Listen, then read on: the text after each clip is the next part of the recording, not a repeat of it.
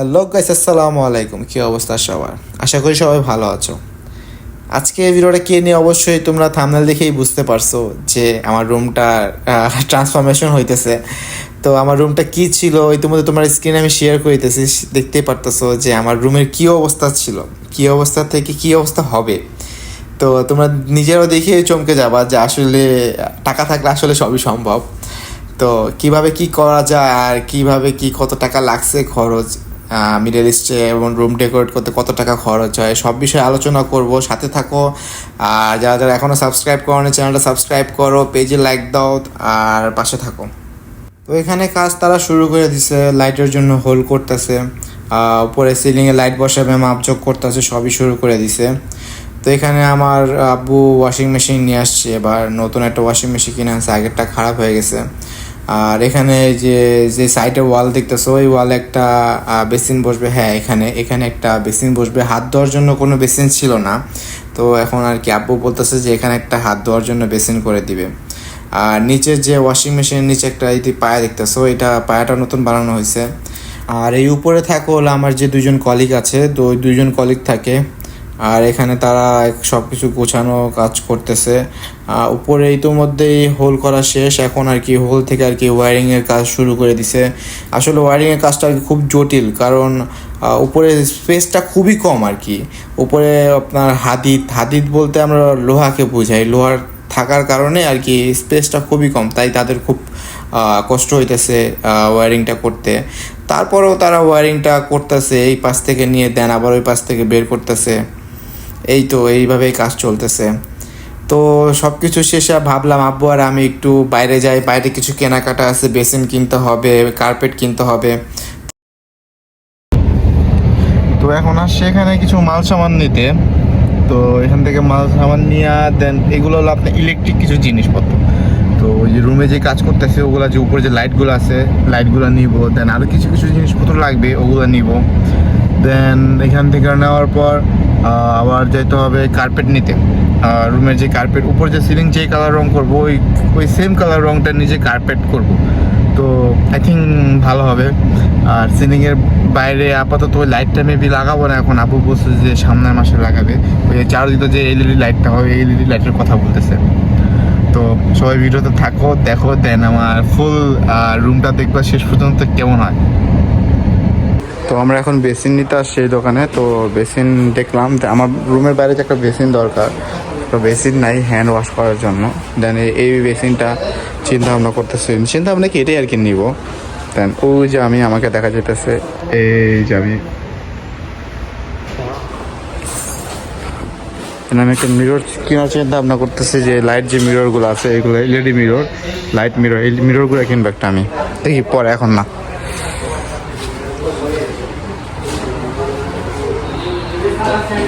ভবিষ্যতের বার্তা আমার বাড়ির জন্য।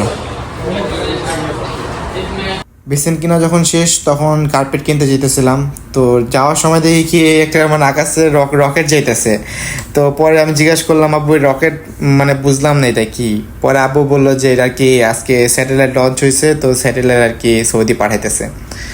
তারপরে আমরা কার্পেট কিনতে এসে পড়লাম কার্পেটের মার্কেটে। তো এখানে সব কিছু পিস হিসাবে বিক্রি করে, তারা গজ হিসাবে বিক্রি করে। তো আমি এই কার্পেটটা নিছি। তো আমার উপরে সিলিংটা করব সিলভার কালার, তো আমি এটাই ম্যাচ করে আর কি লাইট সিলভার কালার আর কি নিছি। তো এই কার্পেটটা আর কি দেখতে আমার কাছে খুবই ভালো লাগতেছে। আর আমি সিম্পলের মধ্যে ভাই পছন্দ করি, এত ফুল গর্জিয়াস এগুলো আমার একটু পছন্দ না। তো তারা এখন সব দামাদামি কইরা আব্বু সব কিছু কইরা দেন কার্পেটটা দেখলাম, চয়েস করলাম। আব্বু বললো যে এটা কোনটা নিবা, পরে বললাম যে না এটাই নাও, এটাই সিম্পল আছে, এটাই আমার ভালো লাগছে। পরে এখন সব কিছু করার পর আর কি কাটাকাটি করতেছে, ওই কাটার জন্য নিচে একটা স্কেলের মতন কি যেন একটা রাখলো। দেন ওটার উপর দিয়ে আর কি একটা ছুরি দিয়ে সমানভাবে দাগ দিবে, মানে ছুরি দিয়ে আর কি কাটবে, যেন লেবেলভাবে কাটা হয়। তো ওই যে ফিলিপিনের ছেলেটা আর কি কাটবে এখন। তো সেটাই আমরা দেখি যে কিভাবে ও কাটে। ও কাটতে কাটতে পড়ে যেতেছিল, পরে ও নিজেকে সামলায় নিছে। তো এই কাটা শুরু করছে, আমরা দেখতে পারতেছি যে কাটতে কাটতে এই যে পড়ে যাবে এখন। তো পরে নিজেকে সামলায় নিছে, তারপর পুরো কাটা হয়ে গেছে ওইটা। তো যাওয়ার সময় সব কিছু শেষ, দেখি আমাদের সৌদি আরবে সেই ফ্ল্যাগটা এখানে সবাই আসে, আড্ডা দেয়, সব কিছু করে। তো আসলে সবাই সবার দেশের ফ্ল্যাগকে প্রচণ্ড পরিমাণে রেসপেক্ট করে। সৌদি আরব প্রচুর পরিমাণে তাদের ফ্ল্যাগকে রেসপেক্ট করে, কারণ তাদের ফ্ল্যাগের মধ্যে আমাদের মুসলমানদের কালেমা দেওয়া আছে। পরের দিন সকালে ঘুম থেকে উঠে দেখি কি পুটিংয়ের কাজ শুরু করে দিছে। পুটিং বলতে আর কি যেখানে জিপসেন বোর্ডের উপর যে জয়েন দেওয়া হয়েছে সেখানে আর কি প্রথমে ঢাকবে, দেন পেইন্ট করবে। তো আমি দেখি সকাল সকাল আর কি সে কাজ শুরু করে দিছে। পরে বললাম যে যাক আলহামদুলিল্লাহ ভালো। পরবর্তীতে দেখি যে বাইরে বেসিনও লাগানো হয়ে গেছে, এই যে সেই বেসিন, এই বেসিনটা কেনা হয়েছে। तेरा काम माशाल्लाह होगा, याद रखेगा तू, बोलेगा चाचा ने काम किया मैं तो बोलता है ये पट्टी भी इसका साफ का लगा दो। कौन सा पट्टी? ये जो ये छोटा नहीं चलेगा स्टाइल, नहीं वो पट्टी भी एक साथ एक रंग हो जाएगा तो वो अच्छा नहीं लगेगा। चलेगा, मैं बोलता है नहीं चलेगा, तू भी नीचे रंग चला जाएगा। ज्यादा ऊपर नीचे नहीं होगा, वो सफेद रखो, उसको सफेद कर देना, बीच वाला बीच वाला नहीं, ठीक ये वाला, यही तो जो सफेद है ना, भी मैंने उसको बोला वो सफेद रख देना, उसके ऊपर सफेद रंग कर तू देना। मेरे को मारेगा। মূলত এই চাচা হচ্ছে পাকিস্তানি। তো ওই চাচা আর কি আমাকে বলতেছে যে উপরে যে সাইডে যে বর্ডারে যে আমি বলছি আপনি হোয়াইট কালার দিবেন, বাকি সব সিলভার কালার হবে, পিলারগুলো সিলভার কালার হবে। পরে ও চাচা বলতেছে যে না আমি দিব না, মানে তার হবে না, তার বেশি হয়ে যাবে কাজ। পরে বলতে চাচা এটা আমার দিতেই হবে, আপনার সাথে আমার কন্ট্যাক্ট হয়েছে। লোকটা খুবই ভালো ছিল। পরে বলছে আচ্ছা ঠিক আছে আমি দিয়ে দিব। পরে বলছে তু মুঝে মারেগা। পরে আমি বললাম যে সমস্যা নাই, করেন, আপনাকে পরে বকশিস দিয়ে দিব। পরে আপু তাকে বকশিস দিয়ে দিছে। সে ভালোভাবে এই কাজটা শেষ করছে, ভালোভাবে কাজ ফিনিশিং করছে, সে রঙের কাজটাও সুন্দরভাবে করছে, খুব নিখুঁতভাবে করছে। আর কত খরচ হয়েছে না হয়েছে সব কিছুই বিস্তারিত আমি সব কিছুই ভিডিও শেষে জানিয়ে দিব, কোনো সমস্যা নেই। তো বিকালবেলা আমি আর আব্বু বের হয়ে গেলাম এয়ারপোর্টের উদ্দেশ্যে। আজকে নানু আসবে হজ করতে, তাকে রিসিভ করতে বলতে সে তার এজেন্সির মাধ্যমে হজ করবে আর কি, তার সাথে আর কি দেখা করতে গেছিলাম আমি আর আব্বু। তারপর আমরা এয়ারপোর্টে আসলাম। এটা হলো আমাদের জেদ্দার এয়ারপোর্ট। যারা মক্কাতে আর কি হজ করতে আসে, মক্কায় কোনো এয়ারপোর্ট নেই, সবাই জেদ্দাতে আগে নামে, দেন এখান থেকে সবাই মক্কাতে যায়, কারণ কাবার উপর দিয়ে কোনো বিমান যায় না বা চলাচল করে না। তো সেক্ষেত্রে সবাই জেদ্দাতে নেমে দেন এখান থেকে সবাই গাড়ি বাস যেভাবে যে পারে ওভাবে আর কি যায়। যাদের গাড়ি আছে তারা রিলেটিভরা আসে, দেন রিসিভ করে তাদের নিয়ে যায়। আর জেদ্দা এয়ারপোর্ট মাশাআল্লাহ খুবই সুন্দর, আমাদের শাহজালাল এয়ারপোর্টের মতন না ভাই, খুবই সুন্দর ভাই। তো গাইস আমরা এখন আমাদের সেই রুম দেখতে যাচ্ছি, যে রুম এত ধৈর্যের পর অবশেষে সম্পূর্ণ হলো। তো তোমরা সবাই রেডি তো? Wait for it. 3, 2, Here it comes. 1, let's go. Almost there.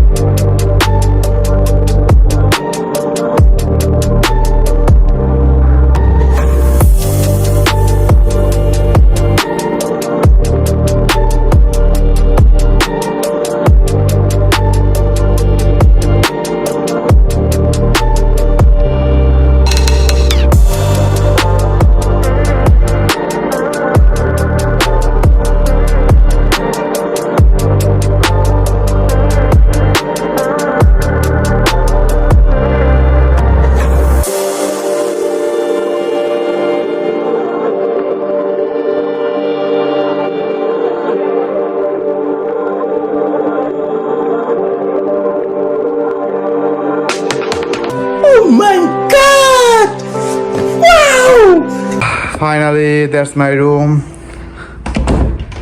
দেখো সবাই বলো কেমন হয়েছে আমার রুম। Nice. এখনও মানে ফাইনালি সম্পূর্ণ শেষ হয়নি, কিছু কিছু জিনিস বাকি আছে। আগে দেখো দেন আমি বলতেছি। এটা হলো আমার রুম। ফাইনালি আগের লুক দেখছো দেন এখনকার লুক দেখতেছো যে কি পরিমাণে চেঞ্জ আসছে রুমের। ডেকোরেট করলে আসলে কি পরিমাণে যে চেঞ্জ আসে সেটা দেখতে পারতেছো তোমরা। এখন আমি যেটা বলতেছিলাম যে কী কী করা আমার বাকি আছে, উপরে যে তোমার উপরে স্কোয়ার দেখতেছো এখানে তোমার যে এলইডি লাইটগুলো আছে, তো এলইডি লাইটগুলো এখানে বসবে। দেন ওটা আমি করি নেই, নেক্সট মান্থ করবো। দেন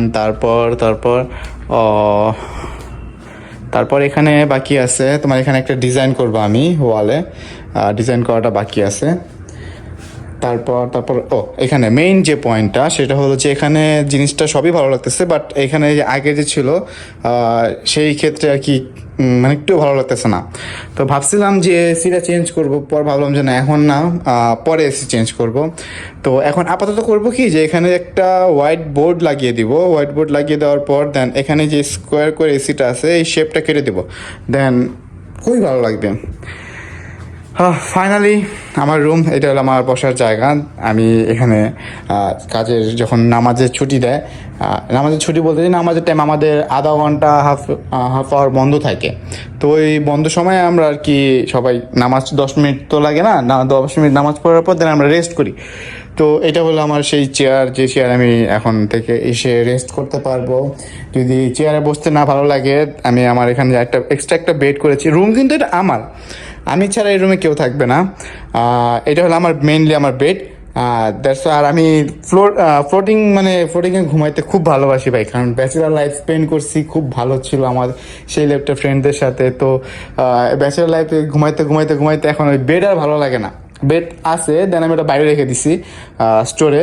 তো এখন আর কি ফ্লোটিংয়ে আমি বিছায় রাখছি, এটা আমার ভালো লাগে মেন কথা আর কি। তো এখানে আমি আরেকটা যে বেড বিছাইছি, সবাই বলতেছো বা জিজ্ঞেস করতে পারো যে এটা আমি কেন বিছাইছি। এটা বিছানোর উদ্দেশ্য হলো, যদি আমার এই চেয়ারে যদি ভালো না লাগে বসে থাকতে, আমি যদি খুব টায়ার্ড ফিল করি, দেন আমি এই চেয়ারে মানে সরি দ্যাটস নট চেয়ার, আমি এই বেডে আমি শুতে পারবো, দেন আমার রিল্যাক্স ফিল আমি করতে পারবো।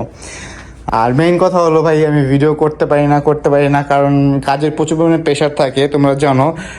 জব করলে জবে প্রচুর পরিমাণে প্রেশার থাকে। আমি ট্রাই করব যেন নতুন ভিডিও ছাড়তে পারি, তোমাদের পাশে যেন থাকতে পারি, ইভেন তোমরাও যেন পাশে থাকো, সাবস্ক্রাইব করো। আমি তোমাদের সামনে আসি। তো এই হলাম আমি। তো আমার চুল দাড়ি দেখে সব দেখে বুঝতে পারতেছো যে প্রচুর পরিমাণে বড় হয়ে গেছে। এটা দেখে বুঝতে পারছো যে আমি মানে কি পরিমাণে কাজের প্যারায় থাকি বা কি পরিমাণে কাজের চাপে থাকি, যে আমি চুল দাড়িটা পর্যন্ত কাটতে পারি না।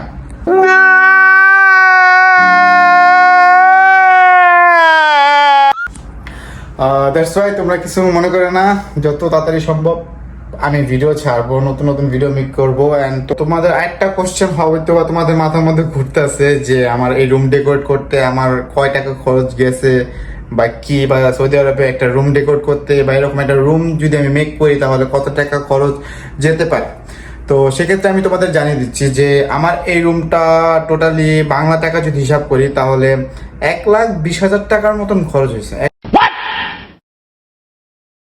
1,10,000 থেকে 20,000-এর মতো বাংলা টাকায়, কারণ আপ ডাউন করে টাকার রেট।